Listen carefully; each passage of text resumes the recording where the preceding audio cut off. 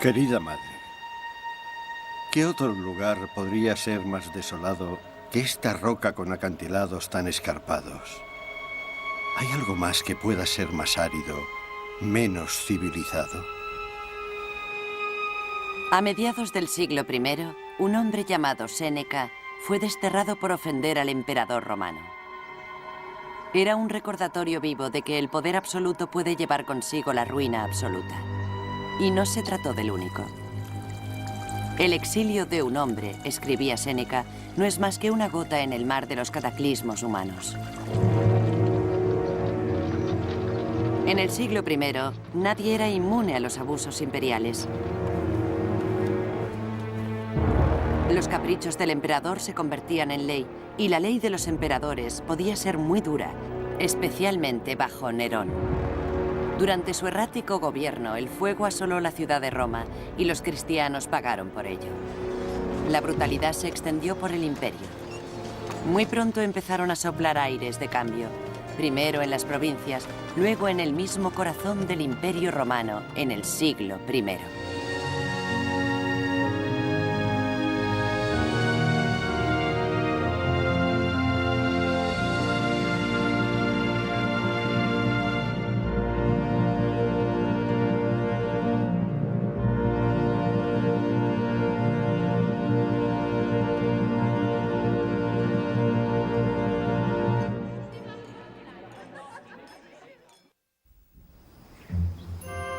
Aires de cambio. En su juventud, Claudio escribió una historia. Su primera lectura pública fue una prueba para los nervios. Nada más empezar, un hombre especialmente gordo rompió unos bancos al tomar asiento, y el público estalló en carcajadas. Sin embargo, Claudio no fue capaz de controlarse ni siquiera cuando el público ya se había tranquilizado y continuó riendo incontroladamente. Hace 2000 años, un biógrafo imperial describió un mundo gobernado por Roma y a esta gobernada por un hombre inverosímil. Se llamaba Claudio. Claudio cojeaba y tartamudeaba. Habiendo sido una vergüenza para su familia imperial, había vivido casi toda su vida en un segundo plano. Y ya que carecía de poder e influencia, encontró consuelo en el estudio. No obstante, cuando se cumplió la primera mitad del siglo I, un giro del destino lo convirtió en emperador. Sus críticos enmudecieron. Porque Claudio cogió el timón del imperio más grande del mundo con más confianza que cualquier hombre desde que se había iniciado la dinastía. Claudio amplió los dominios de Roma. En el sur, completó la conquista del norte de África. En el norte, dominó a las tribus ferozmente independientes de Britania. Desde Turquía a Marruecos, desde el Mar Rojo al Mar del Norte, las múltiples facetas del mundo antiguo se fundían en un único imperio.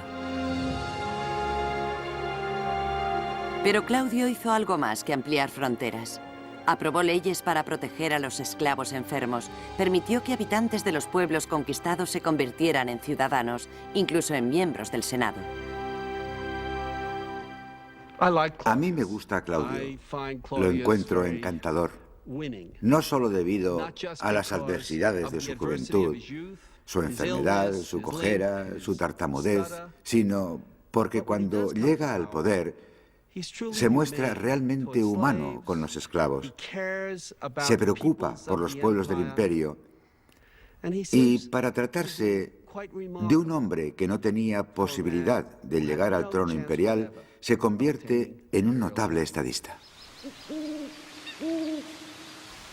Pero los años de tranquilidad no tardaron en convertirse en cosa del pasado, y el imperio tuvo que soportar el lado más feo del gobierno del emperador.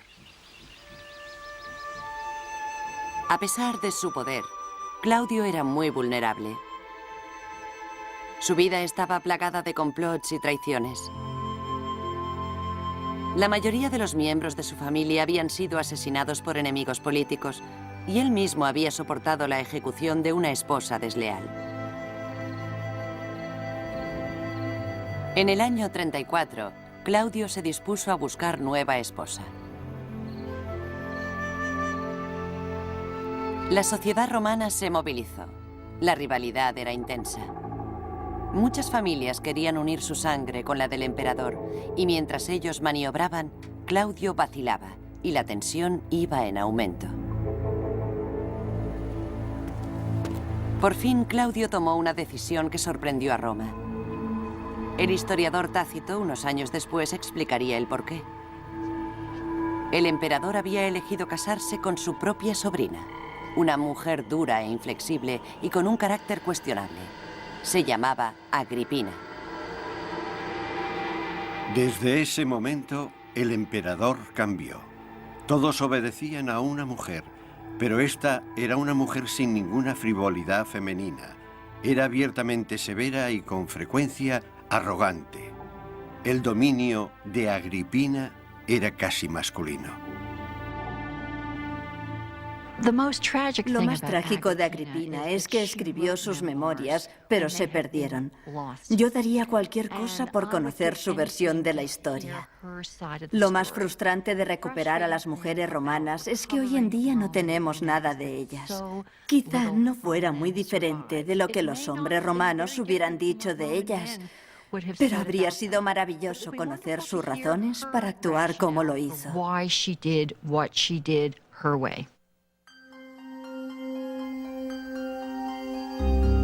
Agripina le dio la espalda a los ideales romanos de la virtud femenina. Cogió directamente el poder y lo utilizó con orgullo. Agripina se deshizo de sus rivales.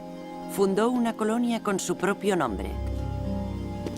Tácito nos dice que obligando a cambiar de opinión a su nuevo marido, consiguió el perdón de uno de los más destacados romanos que se encontraba en el exilio, el escritor y filósofo Séneca. Agripina no quería ser conocida solo por sus malas obras. Por eso obtuvo el perdón para Séneca.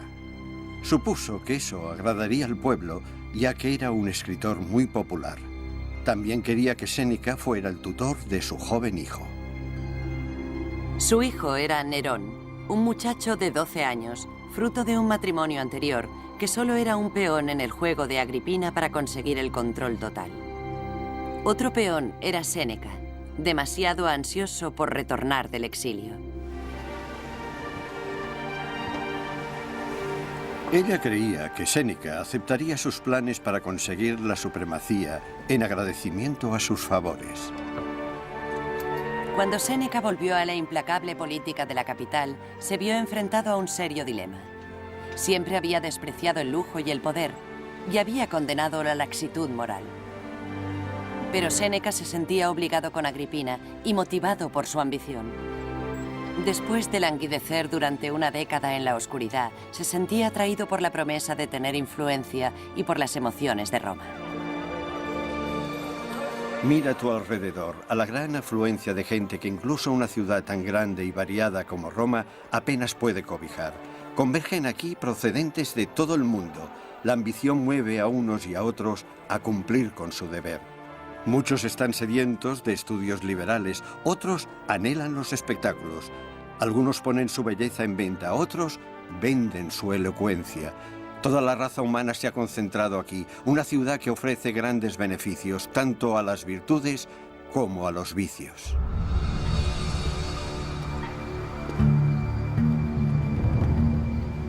Pero en el interior del palacio imperial, Séneca encontró más vicios que virtudes. Tras convencer a Claudio para que se casara con ella, Agripina empezó a tejer un elaborado complot. Primero apartó al hijo de Claudio y persuadió al emperador para que adoptara a Nerón y lo nombrara heredero. Con la línea de sucesión asegurada, nos dice Tácito, el único obstáculo para Agripina era su marido.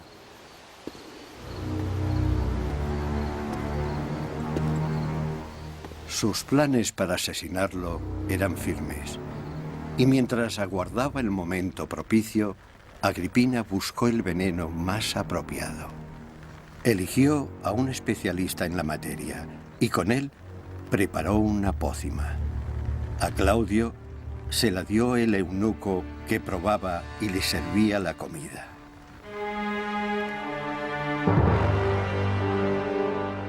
Claudio cayó desplomado al borde de la muerte, pero luego empezó a recuperarse. Horrorizada, Agripina rápidamente consiguió el apoyo del médico personal del emperador para seguir con su crimen. Mientras fingía ayudar a Claudio a vomitar la comida envenenada, el médico introdujo una pluma bañada en veneno por la garganta del emperador. Los crímenes peligrosos, comenta Tácito, proporcionan buenas recompensas. Claudio, el emperador de Roma, estaba muerto. A las pocas horas se abrieron las puertas del palacio y el hijo de Agripina fue declarado emperador. Y Séneca se vio recorriendo un camino que cuestionaría sus más profundas convicciones. Había empezado el reinado de Nerón.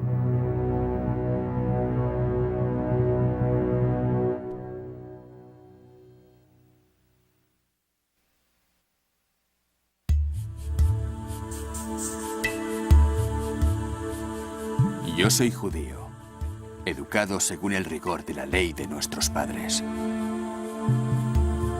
En la provincia romana de Palestina, durante el reinado del emperador Claudio, un ardiente y joven judío llamado Saulo se debatía en sus propios dilemas. Buscaba la detención de herejes, miembros de una pequeña secta judía conocida como los seguidores de Jesús. Saulo se dedicaba a eliminarlos.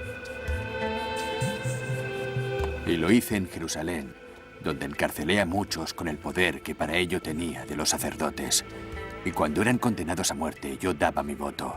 Y loco de furor contra ellos, los perseguía hasta en las ciudades más remotas. Pero mientras seguía la ruta de Jerusalén a Damasco, de pronto cambió el futuro de Saulo, y con él el futuro de su atribulada provincia, el de sus gobernantes romanos, e incluso la religión del mundo. Hacia el mediodía, de repente me envolvió una gran luz del cielo. Caí al suelo y oí una voz que me decía: Saulo, Saulo, ¿por qué me persigues? Y yo respondí: ¿Quién eres, Señor? Y me dijo: Yo soy Jesús Nazareno. Y yo dije: ¿Qué he de hacer, Señor? El Señor me dijo: Levántate, entra en Damasco, y allí se te dirá lo que has de hacer. Como yo no veía a causa de la claridad de aquella luz, conducido por los que me acompañaban, entré en Damasco. Saulo se convirtió en Pablo y dedicó el resto de su vida a difundir la palabra de Dios con el mismo celo que antes había puesto en eliminarla. El fervor de Pablo fue causa de muchas conversiones, pero también le granjeó el odio de otros muchos. Una noche, su afirmación de que Jesús era el Mesías atrajo a una violenta multitud. Atrapado en la última planta de un edificio, Pablo evitó la muerte ocultándose en un cesto. Sus seguidores lo bajaron por una ventana. Esa sería solo una de las muchas veces que escaparía de milagro.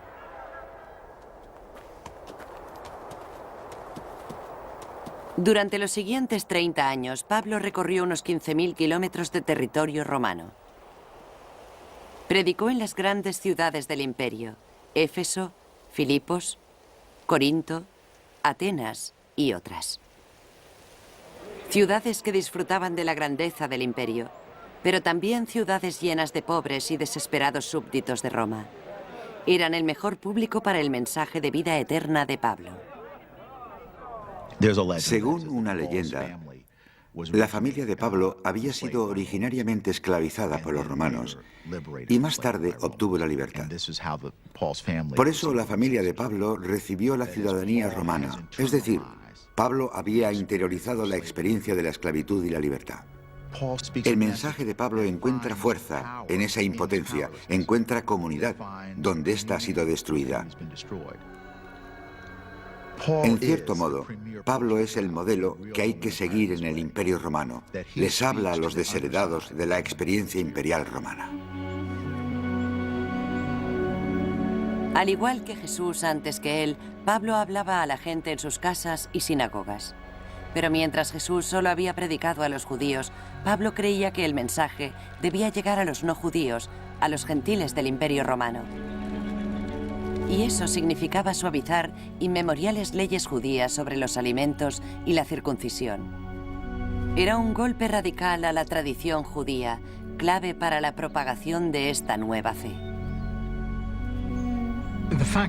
El hecho de que Pablo fuera partidario de hablar con los gentiles y no exigirles que se circuncidaran ni que siguieran las leyes alimenticias judías tendría, a largo plazo, una gran importancia, porque significaba que el cristianismo podía convertirse en algo independiente del judaísmo.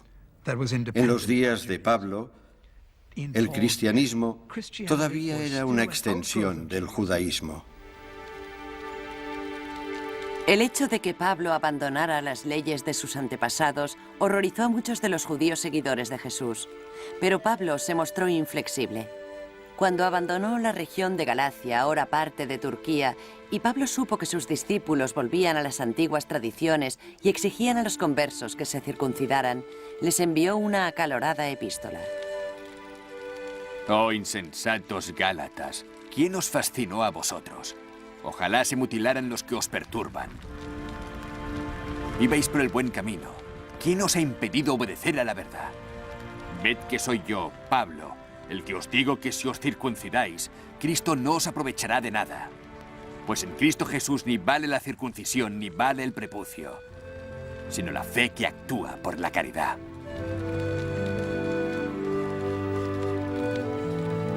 Pablo era un hombre de profundas y sentidas convicciones. Se muestra apasionado con esa gente a la que le escribe. Son su vida y se lo toma muy en serio. Esa pasión y el pathos de esas relaciones problemáticas que él negocia desde la distancia se evidencian en sus cartas. Según la tradición, Pablo regresó a Jerusalén con la intención de imponer sus puntos de vista, pero fue encarcelado por provocar disturbios al llevar hombres no circuncidados al templo. En prisión, Pablo alegó su ciudadanía romana y fue enviado a Roma. Por el camino sufrió un naufragio. 3 veces padecí naufragio. 5 veces recibí 40 azotes menos 1. Una vez fui apedreado. Me vi en peligro por obra de ladrones, en peligro por los de mi linaje, en peligros entre los falsos hermanos, con hambre y sed y en ayunos frecuentes. Esto sin hablar de otras cosas, de mis cuidados de todos los días, de la preocupación por todas las iglesias. Se ha dicho que el cristianismo quizás hubiera sido posible sin Jesús, pero no lo habría sido sin Pablo. Y esa es una afirmación que no puede discutirse, porque Pablo pudo propagar el mensaje en distintas zonas del Mediterráneo, desde Palestina a Roma. Nadie sabe cómo ni dónde murió Pablo. La Biblia no dice nada. Pero donde quiera que pasara sus últimos años, el éxito de Pablo superó con creces sus sueños más atrevidos. Se había mostrado testarudo y orgulloso, pero convirtió las creencias de un grupo de judíos disidentes en los cimientos de una iglesia mundial. Una iglesia que un día conquistaría a la misma Roma.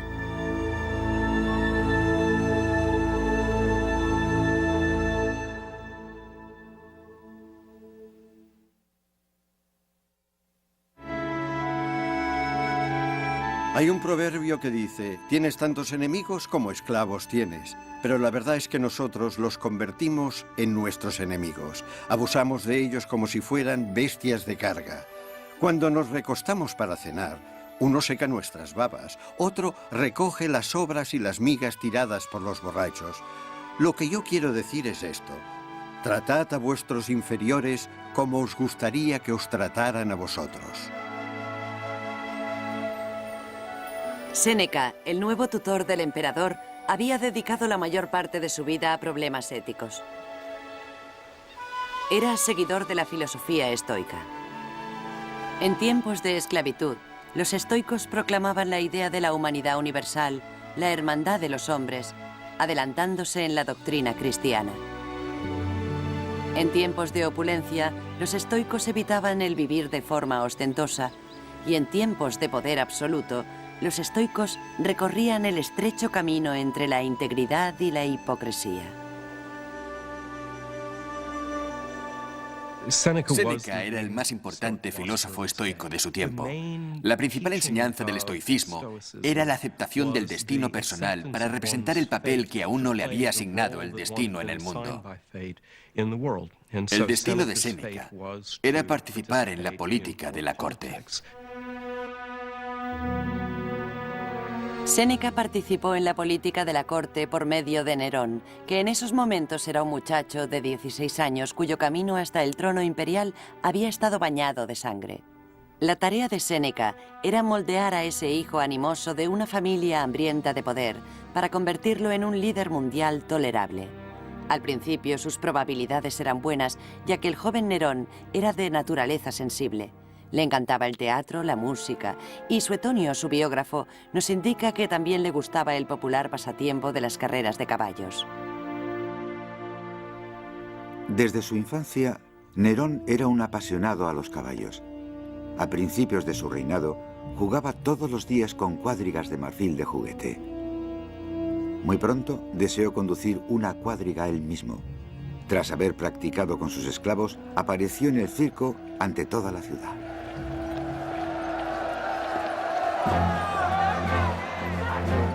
El circo romano, como pista de carreras, era un lugar difícil y ruidoso.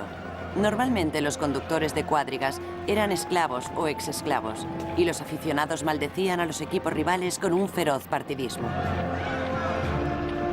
Te ruego, oh demonios, quien quiera que seas, y desde esta hora, desde este mismo momento, te mando que crucifiques a los caballos de los equipos verde y blanco y que mates a los conductores Claro y Félix.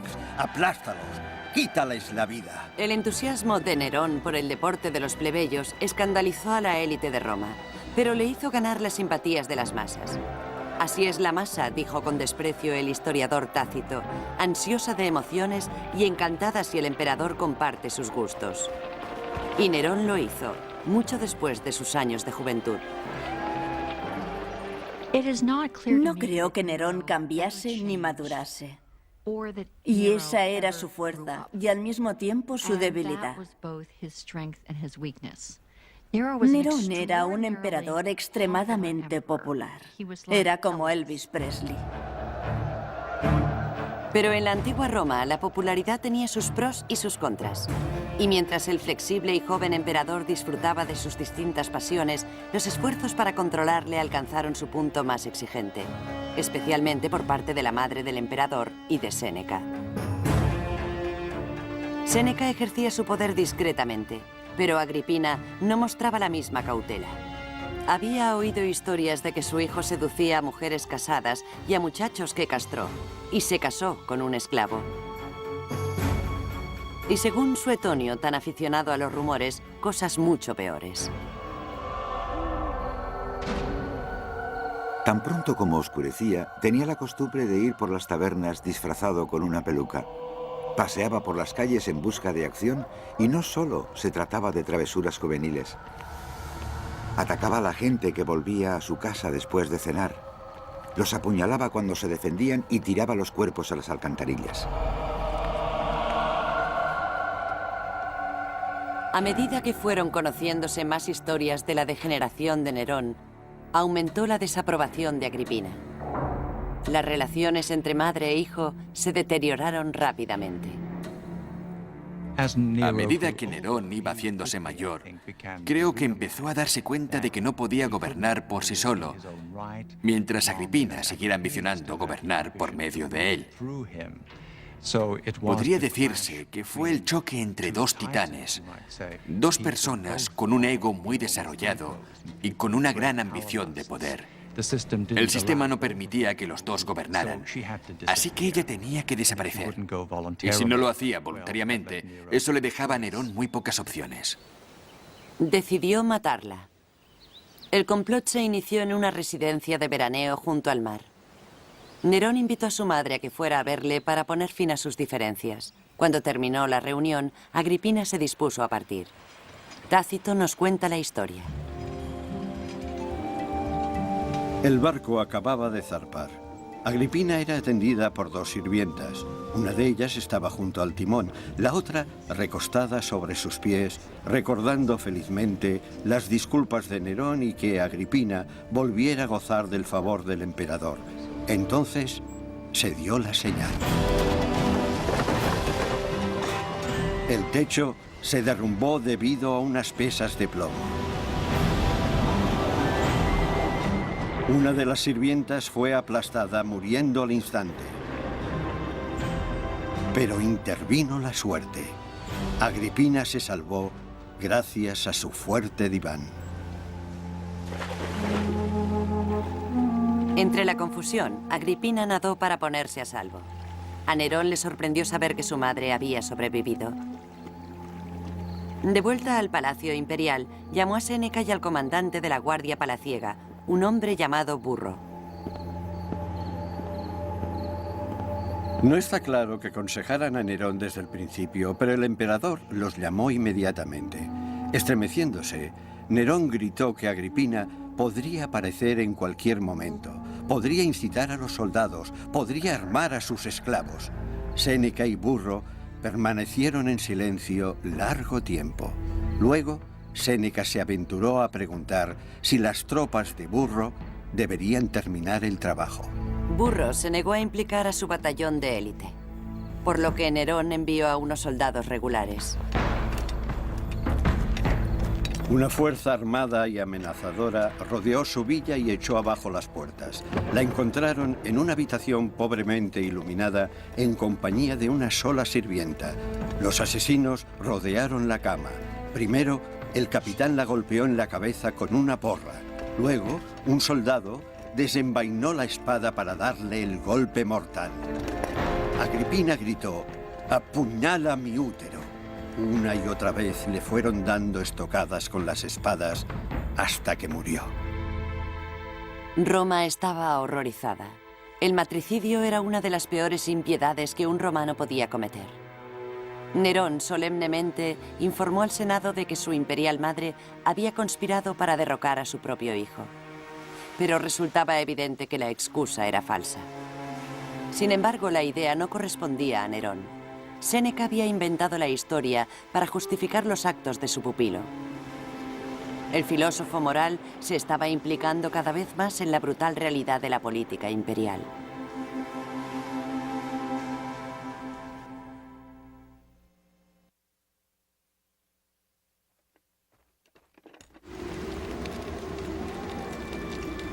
Te escribo desde los cuarteles de invierno. Te saludo. Britania era el extremo norte del Imperio Romano. Los soldados y sus familias consideraban que era una tierra lejana y hostil con muy pocas comodidades. Te pedí que me enviaras lo que necesito para mis chicos, cosas que necesito lo antes posible, ya que me han transferido aquí. 6 mantos de lana y 5 túnicas. Cartas contando la soledad que se han conservado en el barro durante 2000 años resuenan con los anhelos de los seres queridos y las comodidades del hogar.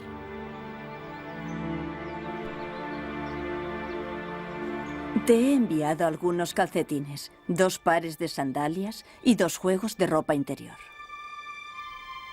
En el año 60, hacía menos de 20 años que Britania era una provincia romana. Al igual que otras provincias alejadas de Italia, las líneas de comunicación eran muy escasas. Sin esperanza de recibir refuerzo rápidamente, 3 legiones y unas pocas fortalezas controlaban toda la provincia. Algunos enclaves, como el de la joven comunidad de Londinium, eran ciudades en construcción. Roma ejercía un débil control, manteniendo a los reyes amigos de las tribus locales y animando a estas a luchar entre sí.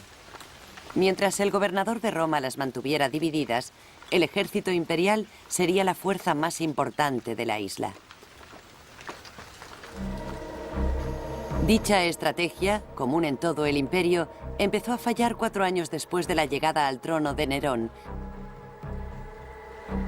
Entre los Iceni, una tribu local aliada de Roma. Al morir su rey, este había repartido la mitad de su reino entre sus 2 hijas. La otra mitad se la ofreció al emperador Nerón. El historiador Tácito nos cuenta los hechos. El rey esperaba que su servilismo salvaguardara su reino y su hogar de cualquier daño. Pero ocurrió todo lo contrario. Primero, su esposa Boadicea fue azotada y sus hijas violadas. Luego, el ejército devastó sus tierras y su casa fue saqueada. La propia familia del rey fue esclavizada.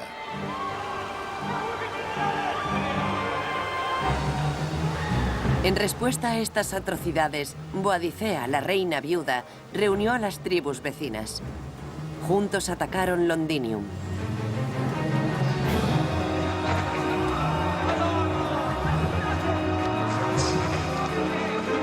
Las tribus de Britania derrotaron a las fuerzas romanas. Fue un revés sorprendente y no sería el último. A medida que los romanos se retiraban, las tribus de Britania se aprestaban a reclamar sus tierras. Boadicea, contra todo pronóstico, pasó a la historia como uno de los líderes más temibles y carismáticos que desafiaron a Roma. Cuando sus envalentonadas fuerzas se preparaban para otro ataque, Tácito nos dice que Boadicea subió a un podio de tierra amontonada e hizo un terrorífico llamamiento digno de admiración. No lucho para reclamar mis derechos de nacimiento, pero al igual que vosotros, lucho para vengar mi libertad robada, mi castigado cuerpo y la violación de mis hijas. Los dioses conceden la venganza a los justos. La legión que se atrevió a levantar las armas contra nosotros ha caído. Las otras anhelan escapar. Si consideráis nuestro número y nuestras razones para ir a la guerra, conquistaréis a los romanos o moriréis en el intento. Podría decirse que Boadicea era, para ciertos romanos, objeto de respeto y admiraban el valor que esa mujer desplegó en una rebelión organizada contra las tropas romanas. Y, por supuesto, al principio tuvo unos éxitos espectaculares. Capitaneó una sublevación que obligó a los romanos a pensar seriamente en el límite de su poder en Britania. Y tuvieron que responder rápidamente. Los alarmados romanos respondieron rápidamente. Muy pronto llegaron refuerzos que ya habían participado en otras batallas y cambiaron el rumbo de los acontecimientos. Unos 80.000 británicos fueron masacrados. Boadicea se suicidó envenenándose. El suicidio era mejor que la esclavitud, el destino predecible para los enemigos derrotados de Roma. Tácito consideró el resultado como una gloriosa victoria comparable a triunfos pasados. Pero solo era un comentario irónico. Tácito sabía que la paz romana se imponía por medio de guerras brutales y la prosperidad en la capital a menudo se compraba con la sangre de los pueblos conquistados. Roma ha creado un desierto, escribió más tarde Tácito, y lo llama paz.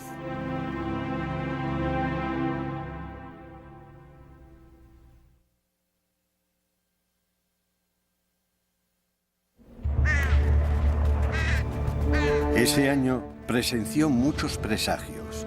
Pájaros de mal agüero se posaron sobre el Capitolio. Las casas se derrumbaron debido a los numerosos terremotos y los débiles fueron pisoteados por la muchedumbre que huía. Britania había sido estabilizada, pero en Roma la situación empeoraba rápidamente para el imperio y para Séneca. Nuevos consejeros se habían ganado la confianza del emperador. Criticaban a Séneca por su excesiva riqueza e impropia popularidad. Le pidieron al emperador que se deshiciera de su maestro de la infancia. Tal vez admitiendo su débil posición, tal vez por haber perdido su apetito por los asuntos de Estado, Séneca le pidió a Nerón permiso para retirarse. Este se lo negó. Durante los 2 años siguientes, la vida de Séneca fue muy precaria. Luego, en el año 64, ocurrió un nuevo desastre. fuego empezó en tiendas cercanas al circo. Atizadas por el viento y alimentadas por las mercancías, las llamas envolvieron todo el distrito. Subieron por las colinas, consumiéndolo todo a su paso, ganando fuerza en las callejuelas estrechas y tortuosas de la ciudad. Los gritos de mujeres, niños, inválidos, de la gente enloquecida que intentaba ayudarse a sí misma o a otras personas, se sumaron al pánico.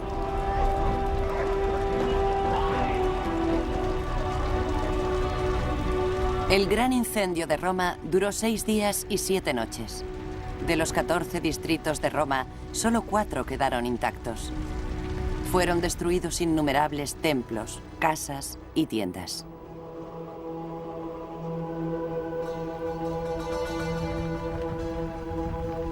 Cuando el fuego se extinguió por sí solo, Nerón visitó las humeantes ruinas. Abrió edificios públicos, incluso sus propiedades para la gente que se había quedado sin hogar. Pero según Tácito, la ayuda del emperador fue un pobre consuelo. Por muy buenas que fueran sus intenciones, sus medidas de ayuda fueron baldías, porque se había difundido el rumor de que mientras el fuego asolaba la ciudad, Nerón estaba en su estancia privada cantando. Nerón no estuvo tocando la lira mientras Roma ardía, pero su alegría era igualmente condenable. Y lo que es peor, incluso se decía que Nerón había iniciado el incendio él mismo para despejar el terreno y así construirse un nuevo palacio. La popularidad del emperador cayó en picado. En las paredes de la ciudad aparecieron pasquines hostiles. Algunos ciudadanos insolentes se atrevieron incluso a insultar a Nerón en persona. Los rumores de su protagonismo en el incendio estaban siendo tan aceptados que el emperador decidió desviar la atención de sí mismo. Encontró el chivo expiatorio en la extraña y nueva secta religiosa de Roma, los cristianos. Para acallar el rumor, Nerón culpó del incendio a esa banda llamada cristianos, odiada por sus prácticas vergonzosas. Jesús había sido crucificado hacía tan solo 30 años.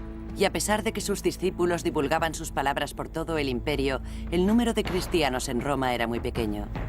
Pero ya por entonces, según revela Tácito, los conversos cristianos eran considerados sospechosos.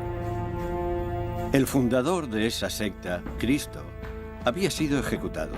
Su muerte solo había acallado brevemente el destructivo culto, pero renació de nuevo, no solo en Palestina, el lugar de nacimiento del malvado, sino también en Roma, donde infectan y extienden vergonzosas atrocidades. Los cristianos fueron un blanco perfecto. Después de todo, su principal héroe era un delincuente que había sido condenado a muerte por orden de Roma. Además de ello, hacían cosas como intercambiar besos entre hermanos y hermanas en sus reuniones, lo que les sonaba a incesto. También comían el cuerpo y bebían la sangre de su dios, que les sonaba a canibalismo. Nerón acorraló a todos los cristianos de la ciudad. Fueron horriblemente torturados y ejecutados.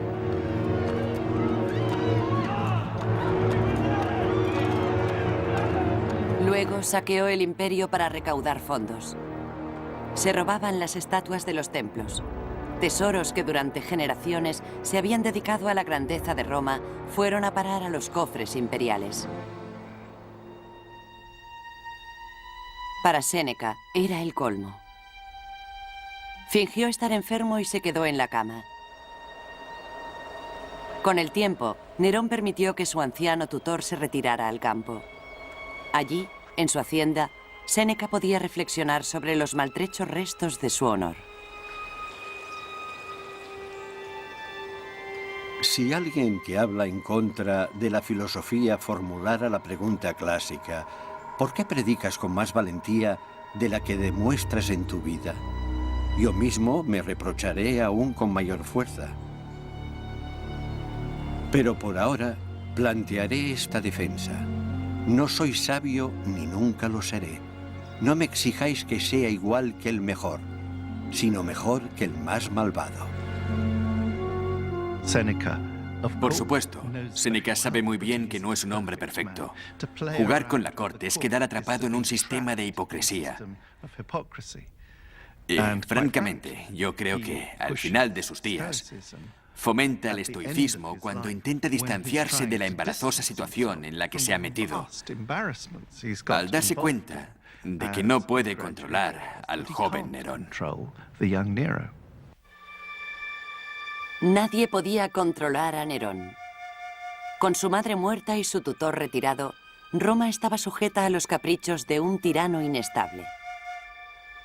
Solo se podía hacer una cosa para arrebatarle el poder. La conspiración nació y se desarrolló, un complot en el que competían por entrar senadores, patricios e incluso mujeres, debido a su odio por Nerón. En el año 65, unos pocos romanos empezaron a hablar de asesinato. Pero bloqueados por el miedo, comenzaron a dudar. Por fin, una liberta llamada Epicaris tomó el mando. Encontró a un oficial descontento que tenía acceso al emperador. Reuniéndose con él en secreto, rogó al oficial que diera el primer golpe para liberar a Roma del tirano. Epicaris empezó a enumerar los delitos del emperador. Solo había una forma, dijo, de castigar al emperador, y el oficial podía esperar una espléndida recompensa. Fue un error fatal. El oficial traicionó a Epicaris, se lo dijo a Nerón y este buscó venganza. Exigió los nombres de los conspiradores. Epicaris se negó a dárselos. Nerón se encolerizó, la amenazó e hizo otras cosas peores. Suponiendo que el cuerpo de una mujer no podía soportar mayores dolores, ordenó que la desmembraran. Pero ni el látigo ni el fuego pudieron quebrantar su voluntad de hierro. Ni siquiera traicionó a sus compañeros de conspiración cuando el segundo día la arrastraron con las extremidades dislocadas.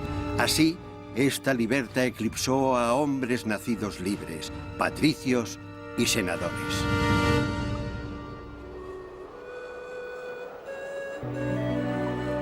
A la mañana siguiente, Epicaris se ató un lazo al cuello y puso fin a su vida.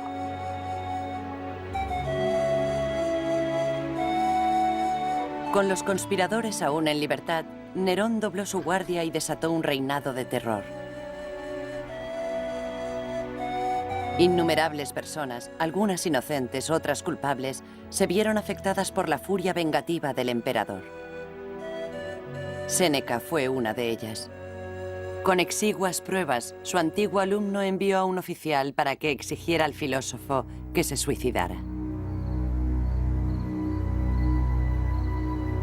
Séneca abrazó a su mujer y amablemente le suplicó que siguiera viviendo y mitigara su pena. Pero ella decidió morir con él. Con un solo golpe de la hoja se cortaron las venas. Séneca, endurecido por la vida frugal, no sangraba con facilidad. Se cortó las venas de las rodillas y los muslos, pero ni así moría. Le pidió a su médico que le administrara una pócima de cicuta. La bebió en vano.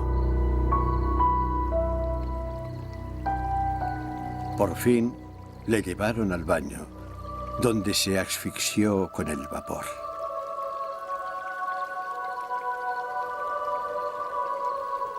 Pocos filósofos han alcanzado unas cotas de poder tan altas.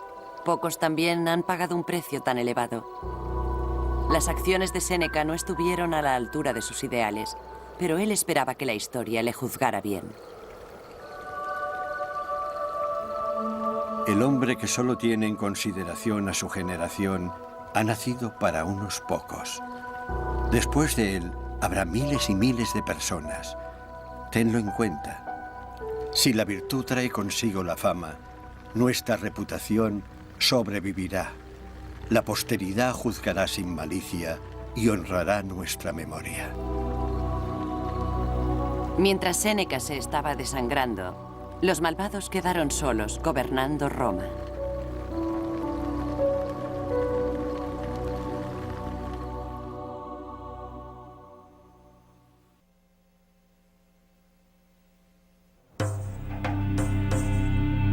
Mientras Roma estaba sitiada por su propio gobernante, los súbditos más lejanos del imperio de nuevo se estaban impacientando bajo el mandato de Roma, esta vez en la provincia de Palestina.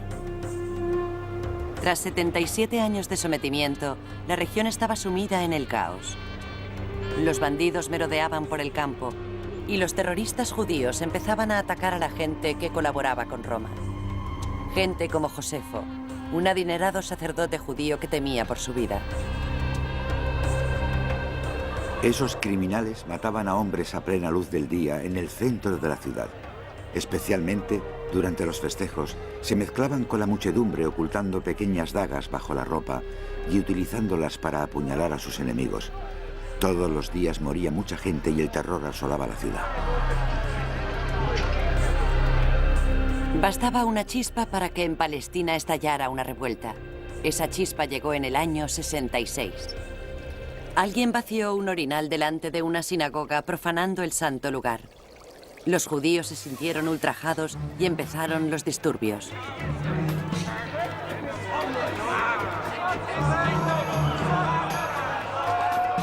Durante la refriega, algunos judíos insultaron al gobernador romano, un hombre llamado Floro. Furioso, Floro llevó a los líderes judíos ante el tribunal. Fue un momento fundamental en la vida de Josefo y en la de otros que se debatían entre la cooperación con Roma y su herencia judía. Floro exigió que los líderes judíos le entregaran a los alborotadores. Estos se negaron, afirmando que no podían identificar a los culpables o a los inocentes. Floro, dijeron, debía perdonar a los canallas por el bien de toda la ciudad. Provocado aún más por el insolente discurso, Floro ordenó a los soldados que saquearan el mercado y mataran a todos los allí presentes. Incluso ciudadanos prominentes fueron conducidos ante Floro, quien ordenó que los azotaran y los crucificaran. Floro llevó a cabo una matanza a gran escala en las calles de Jerusalén.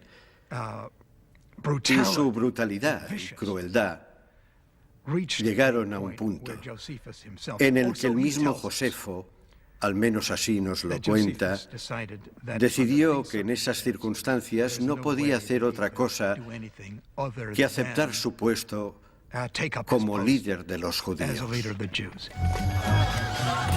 En cuestión de meses, el ex sacerdote estaba encabezando una rebelión judía a gran escala, enfrentándose a un ejército romano curtido en 1000 batallas que iba avanzando por su tierra. De un extremo de Galilea al otro, nos cuenta Josefo, se vivía una orgía de fuego y derramamiento de sangre.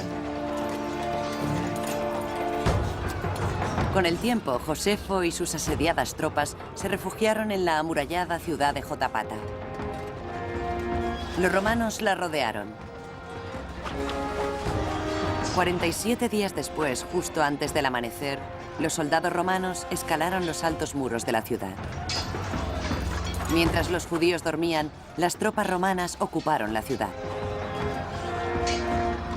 Murieron 40.000 judíos.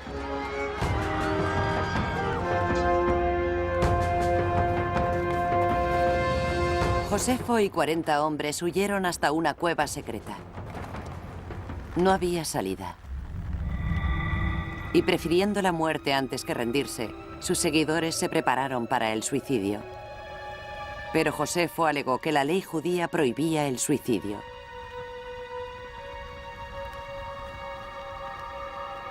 Confiando en Dios, arriesgué la vida en una jugada fatídica. Ya que esperamos morir, les dije, echémoslo a suertes y asignemos nuestra muerte entre nosotros.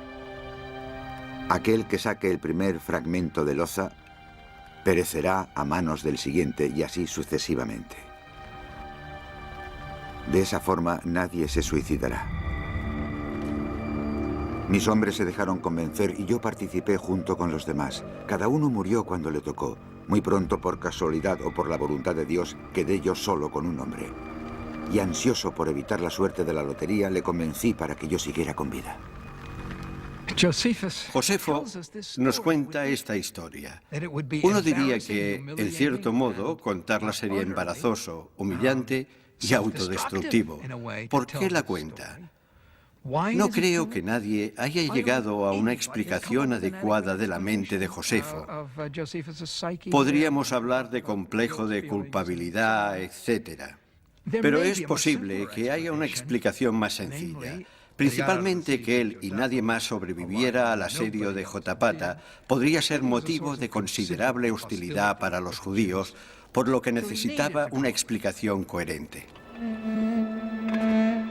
La explicación tuvo lugar pocas horas después. Cuando Josefo salió de la cueva, fue llevado ante Vespasiano, el victorioso general romano. Josefo estaba seguro de que le esperaba la muerte o la esclavitud. Pero su astucia no le abandonó. Los profetas romanos habían predicho que un nuevo líder mundial emergería de Oriente. Josefo declaró que Vespasiano era ese hombre. Confundido, Vespasiano dejó que Josefo siguiera con vida. Pero cuando el ejército romano se preparaba para el ataque final, los acontecimientos de Roma pusieron bruscamente fin a la campaña, y en el Palacio Imperial reinó el pánico. El biógrafo de Nerón nos informa de que el reino de terror del emperador había llegado demasiado lejos, y en el año 68 la predicción de Josefo iba a ser una realidad. Nerón estaba perdiendo el control. Tras haber soportado a un emperador tan imprevisible durante casi 14 años, por fin el mundo se deshizo de él. La sublevación empezó en los territorios del norte. Nerón había intentado purgar los mandos del ejército, pero las tropas de 2 provincias se rebelaron y empezaron su marcha hacia la capital. Cuando Nerón se enteró de la sublevación, se derrumbó y se quedó echado en el suelo, aturdido y en completo silencio. Cuando le dijeron que otras tropas también habían desertado, rompió los despachos e intentó convencer a sus oficiales para que huyeran con él. Algunos le dieron la espalda y otros se negaron abiertamente.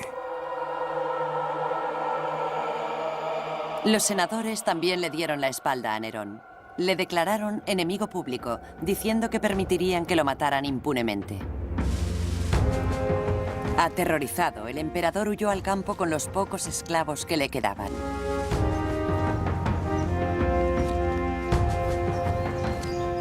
A pesar de ir descalzo y ataviado solo con una túnica, cogió una capa pluvial y galopó hasta una vieja villa. Mientras esperaba que los sirvientes le preparasen una entrada secreta, limpió la desgarrada capa de espinos y luego entró arrastrándose. Les ordenó que cavaran su tumba.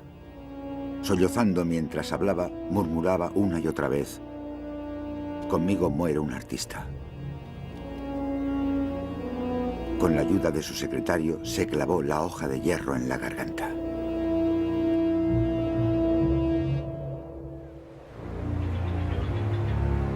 La dinastía de Augusto se había extinguido. El imperio se había quedado sin timón. Cuando estaba a punto de finalizar el año 68, generales rivales iniciaron su marcha hacia la capital. La guerra civil acechaba Roma.